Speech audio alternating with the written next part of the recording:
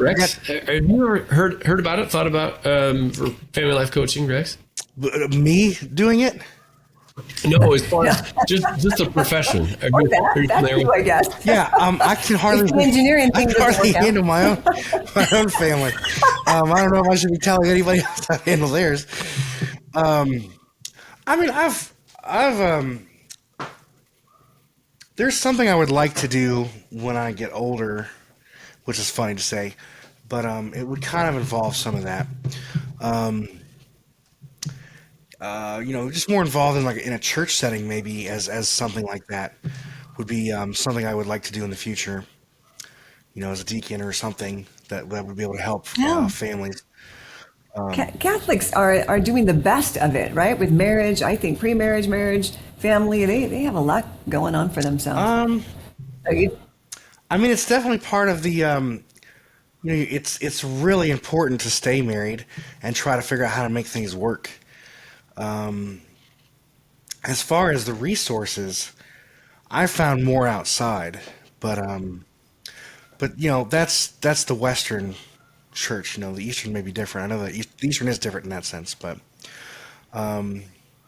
besides that, Alan, Kim, what led you into this field?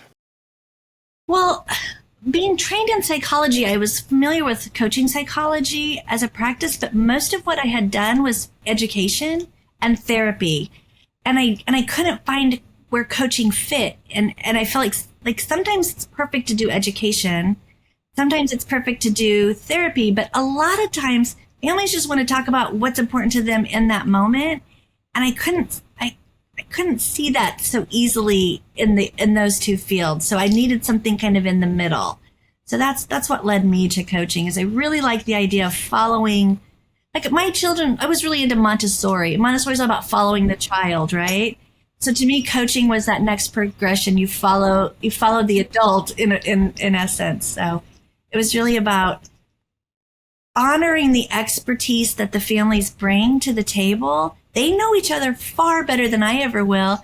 Who am I as an educator to say, okay, lesson one? Who am I as a therapist to be like, okay, I'm the expert. Let me tell you what to do. So to me, it just fit better with who I am as a practitioner and how my worldview on how families succeed. Do you, you mentioned like these people know each other better than anybody, and kind of letting them talk and I guess kind of reveal what's going on with them. Do you ever have trouble though with like helping people really figure out what the problem is that they're having?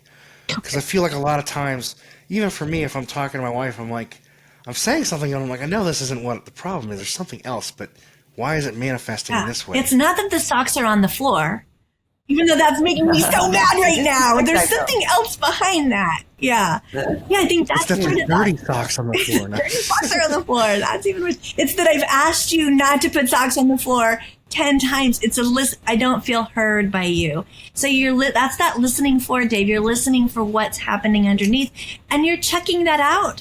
I say all the time, let me check this out. I'm having this thought. Let me check it with you. And then as I check with the family, they can be like, or the client or the couple, like they can be like, nope, that's not it. Or, ooh, that's interesting. Let me think about that. Yeah.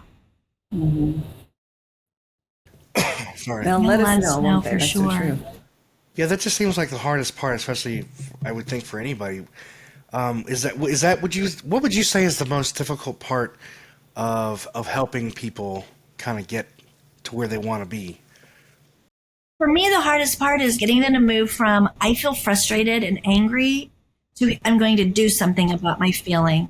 So getting them to move into that action, which is why that goal is so important, because I can just bring that back to them every time. I'm like, okay, I like venting too. I say this. I'll say, I like venting too. It's nice to get stuff off your chest, but if your goal is this working towards your goal? How is this helping you reach your goal? And I just always bring it back to the goal.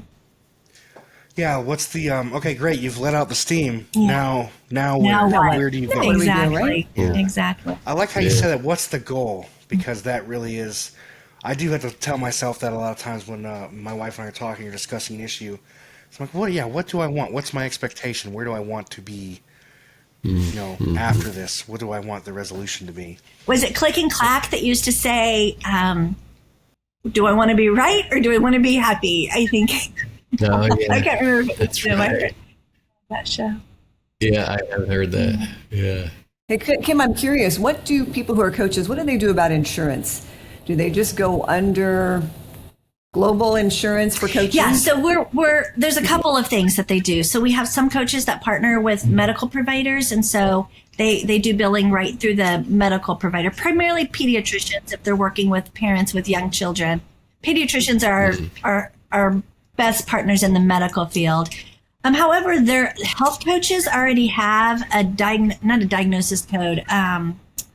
They already have whatever code insurance needs, and so we're working to tag family into family and health coaching in the insurance tag. Right now, it's kind of if you're not affiliated with someone who already is able to code for insurance, it's kind of hard.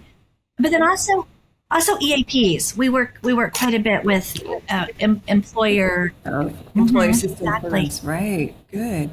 What about I really kind of meant, but it was all interesting about the insurance, the liability liability. insurance. What do coaches do to protect themselves? Yeah, so I encourage all of my students to have liability insurance. So we typically go through, like I have my board certified coach, and so through my BCC, I'm able to get insurance through that organization. Family Life Coaching Association has an affiliation with an insurance company, so you can get liability Oh, insurance. good. Oh, that's awesome. I think that's huge. I'm really impressed to know that. Yep. Yeah. I tell my students, don't even consider practicing unless you have insurance. Now, when they're our students, we have liability insurance for them as students. Once they go out on their own, right. On their own, yeah. Wow, good for the FLCA, I guess it is. That's very cool.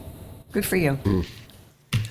So, as a family coach, I had a question. It evaporated.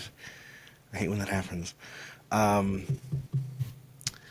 Do you, like you were mentioning working with businesses? Do you ever have businesses like working with you that say, "Hey, we have this high-level executive or something that's having these issues, and we know that would because you saw your relationships at home. I think it kind of fans out to everything else. Do you ever have situations like that, or?"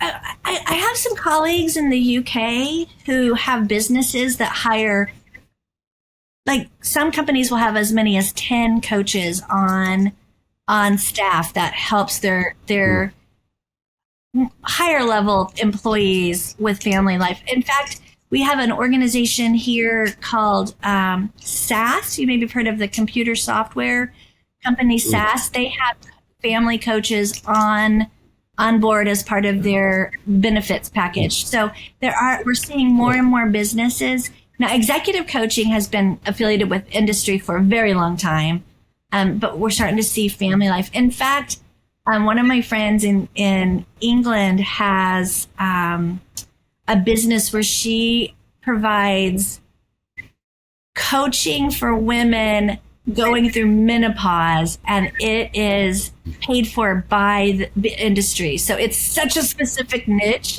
but it's such I guess in the UK they talk about menopause more than here in the United States. Like here, I'm like, do I even talk about it today? Like it's a real thing we women go through. We should talk about it. But so that's just a very, very specific example. But there's definitely partnerships with businesses and industry to help support their employees, because the research is very clear. If something's wrong at home, your productivity at work goes down. And so if you can help fix the things that are wrong at home, the productivity at work can go up. Yeah, I think it would even help. SAS is impressive. They got it all figured out. SAS is really impressive that way. Yeah. Yeah, it's impressive. Yeah, it would seem like it would help. Too, if you can have a better relationship with your spouse, you're just going to have better relationships, period, with everybody else, because you're going to learn how to navigate and have healthy relationships. Yeah, relationship skills are relationship skills. They're transferable if you're at work or if you're at home. Absolutely. Yeah. Well, this has been very enlightening and awesome. Good thought. Yeah. transferable. I love it. Yeah, Kim, this has been I'm so glad you were able to join us and come on, because I think that this episode it's been fun, and I think very enlightening, will be really helpful, I think, for both those who are interested in going into it, as well as those who are exploring, wow, this is another option I may not have ever heard of. So thank excited. you. Thank you so much. It is just, I can't believe it took us this long to get back together. It's so good to see you again. I know it, man. Yeah, it's so great to see you. Thanks for joining us today. Hey, do us a favor and take a few minutes to subscribe to our podcast and the Utah Marriage Commission YouTube channel, where you can watch this and every episode of the show. When you hit the like button and leave a comment, your feedback helps us improve the show. And don't forget to share this episode with a friend. You can also follow and connect with us on Instagram at Stronger Marriage Life and on Facebook at Stronger Marriage. Be sure to share with us what topics you want us to explore or what you loved about today's episode. If you want even more resources to improve your relationship connection, visit our website at strongermarriage.org, where you'll find free workshops, webinars, relationship surveys, and more. Each episode of Stronger Marriage Connection is hosted and sponsored by the Utah Marriage Commission at Utah State University. And finally, a big thanks to our producers Rex Polanis and Alexis Alcott and the team at Utah State University. And you, our audience. You make this show possible. The opinions, findings, conclusions, and recommendations expressed in this podcast do not necessarily reflect the views of the Utah Marriage Commission